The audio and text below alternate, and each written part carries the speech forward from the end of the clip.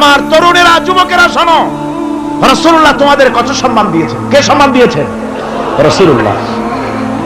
রাসূলুল্লাহ এক জায়গায় বক্তৃতা করতেছিলেন, বক্তৃতা করছেন, এমন সময় দেখা গেল একজন তরুণ সাহাবী, নাম তার জারীর রাদিয়াল্লাহু তাআলা আনহু, চাঁদের মতো চেহারা তার ছিল, খুব সুন্দর চেহারা ছিল তার।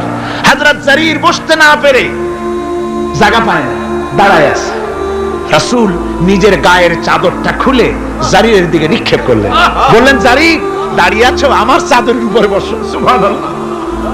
হযরত জারীর রাসূলুল্লাহর চাদর নিয়ে চুমা খাইতে লাগলেন আর বললেন, আকরামাকাল্লাহ কামা আকরামতানি ইয়া রাসূলুল্লাহ। হে রাসূল, আল্লাহ আপনার সম্মান আরো আরো অনেক বাড়িয়ে দিক, যেমন আপনি আমাকে মর্যাদা দিলেন। হে রাসূল, আপনার চাদরে পৃথিবীর কোন মানুষ বসতে পারে?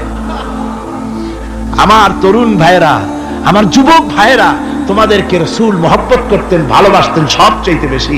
তোমরা আজ বাতিলের শিকার। কার শিকার? বাতিলের শিকার।